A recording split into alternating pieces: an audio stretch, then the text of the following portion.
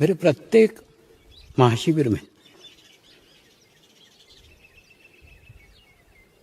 मैंने बार बार बताया था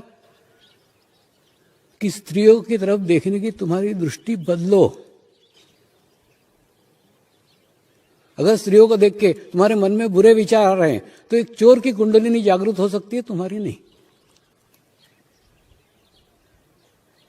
क्योंकि चोर की तो नाभि चक्र पकड़ा है, तुम्हारा मूलाधार चक्र ही पकड़ा हुआ है। तो एक चोर की कुंडलिनी जागृत हो सकती है, आपकी नहीं। प्रत्येक महाशिविर में बताया, बार बार बताया, घड़ी घड़ी बता रहा था।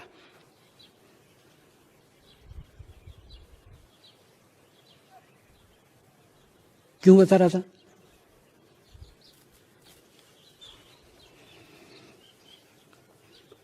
इसलिए बता रहा था कि वो दुर्घटना आपके साथ न हो।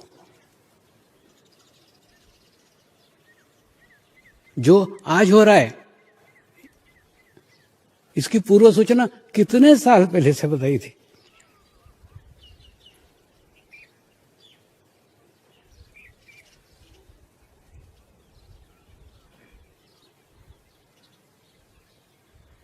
इस समय पुरुष जाति के ऊपर बुरी आत्माओं का हमला हो रहा है।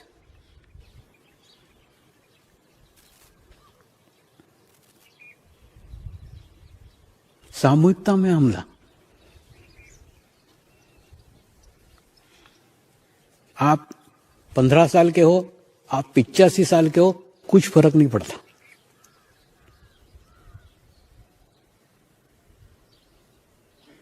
उन बुरी आत्माओं को सामूहिक हमला करने के लिए सिर्फ दो ही बातें आपके अंदर चाहिए। एक तो आप पुरुष होना चाहिए, दूसरा आपके अंदर गंदे विचार होना चाहिए। अगर दो आपके अंदर है तो आपकी उम्र कुछ भी हो, 15 साल हो, 85 साल हो, कुछ फर्क नहीं पड़ता, आप उनके माध्यम बन ही जाओगे। जैसे मैं बताता था ना कि एक शराबी है, वो कभी कभी शराब पीता है, रोज नहीं पीता। कभी कभी कंपनी देने को एक आधा पैग लगा लेता है।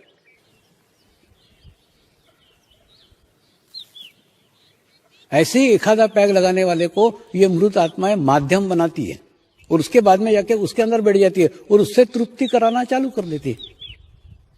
फिर वो कभी कभी शराब पीने वाला शराबी परमानेंट शराबी रहता है।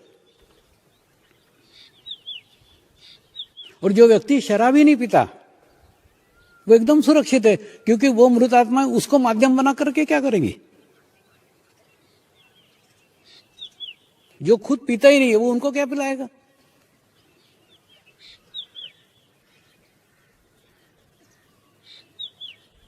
तो उन आत्माओं का माध्यम कौन बनता है? जो कभी कभी शराब पीता है।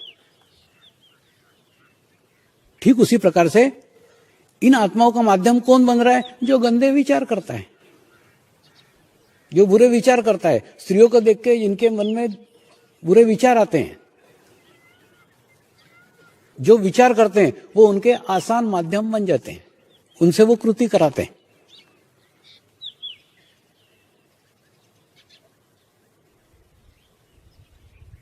ये इतने सारे बलात्कार के केसेस हो रहे हैं, आप थोड़ा सोचो।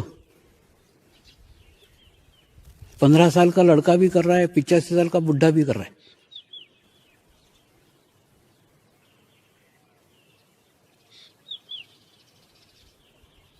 समाज में तुम जो देखते हो ना वो दृष्टिकोण अलग है, मैं जो देखता हूं उसका दृष्टिकोण अलग है।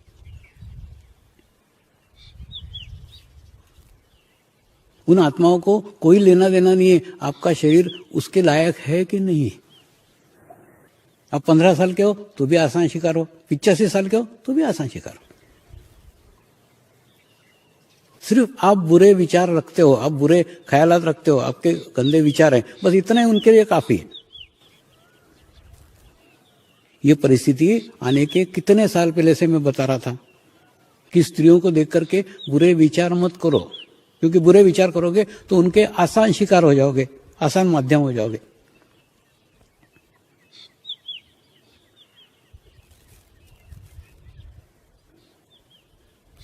और ये सामूहिकता में हमला है। खूब आत्माएं, बुरी आत्माएं एकदम एकत्र होकर के अटैक कर रही है। पुरुष जाति इस समय खतरे में।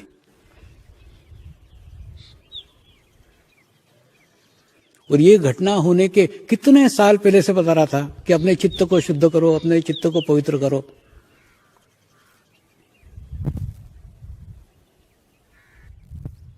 बोल रहा था कि नहीं कि अगर तुम्हारे मन में स्त्रियों को देख के बुरे विचार हैं तो एक चोर की कुंडली जागृत हो सकती है, तुम्हारे नहीं।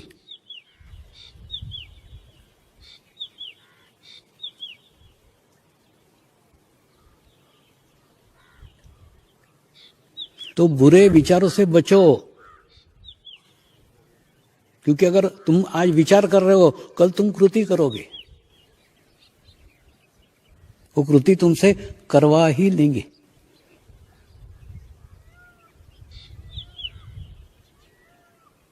ये जो बाधाएं जो हमला कर दी कि नहीं, ये कोई दिखती थोड़ी है। इनका एक ही माध्यम है, गंदे विचार।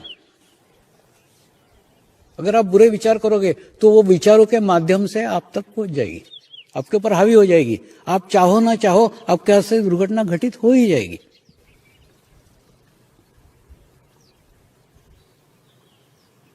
और ये सामूहिक हमला होने के कितने साल पहले से तुमको आगाह कर रहा था, समझ रहा था। अभी तो पीछे तो बुरे विचार करना छोड़ दो। देखो, मां से कोई पवित्र रिश्ता नहीं हो सकता, इसलिए स्त्रियों की तरफ देखने का दृष्टिकोण मां जैसा रखो, तो ऑटोमेटिकली सारी पवित्रता खुद ब खुद आ जाएगी। तो उनको जो कहना था वो कह दिया।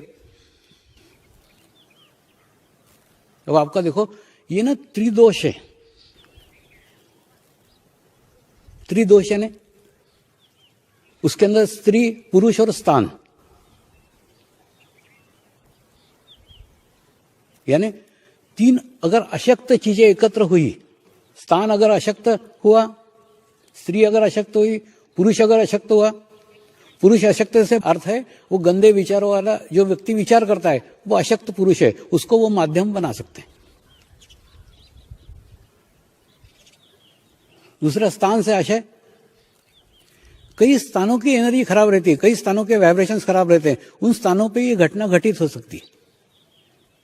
अब आपके हाथ में क्या रह गया? स्थान आपके हाथ में नहीं है। कौन सा स्थान अच्छा है, कौन सा स्थान पवित्र है, कौन सा अपवित्र है, आपको मालूम नहीं।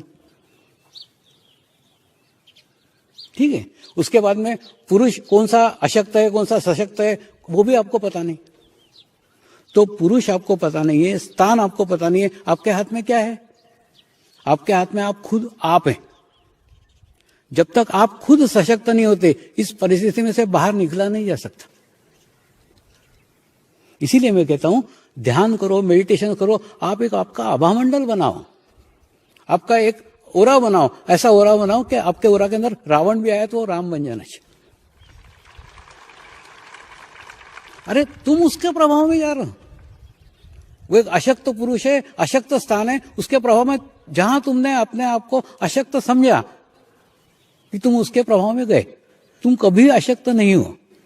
पहली बात तो ये ध्यान रखो, मैं ध्यान करती हूं, मैं मेडिटेशन करती हूं, मैं अकेली कभी भी रहती नहीं हूं। अपने आप को कभी अकेली मत समझो, सदैव सोचो गुरु मेरे साथ में। गुरु साथ में तो लाखों की सामूहिकता साथ में, लाखों की कलेक्टिविटी साथ में। जब आप अशक्त होते हैं ना, तभी ये सब घटनाएं होती है, तभी ये बुरी आत्माएं आपके ऊपर हावी होती है। इसलिए अपने आप को अशक्त कभी मत समझो। ध्यान करके, मेडिटेशन करके, अपना दिया जला करके अपने आसपास एक सुंदर आभामंडल बनाओ, सुंदर ओरा बनाओ कि आपके प्रभाव में जमीन आनी चाहिए, आपके प्रभाव में स्थान आना चाहिए, आपके प्रभाव में व्यक्ति आना चाहिए, मनुष्य आना चाहिए। तो आप अपने आप पे सब कुछ चेंज कर सकती है। बाकी स्थान को आप कुछ नहीं कर सकती है, अशक्त पुरुष को आप कुछ नहीं कर सकती है, वो आपके हाथ में नहीं है। आपके हाथ में आप खुद हैं। तो एक सुंदर सा विश्व, एक पवित्र विश्व अपने आसपास निर्माण करो ना, कि आपको देख के किसी को बुरे विचार ही नहीं आए। हो सकता है ये। लेकिन सिर्फ आपने उसकी इच्छा करनी चाहिए कि नहीं मैं करूंगी, ध्यान करूंगी, मेडिटेशन करूंगी। और आपको दुनिया में कोई नहीं बचा सकता, आपको बचा सकती है आप।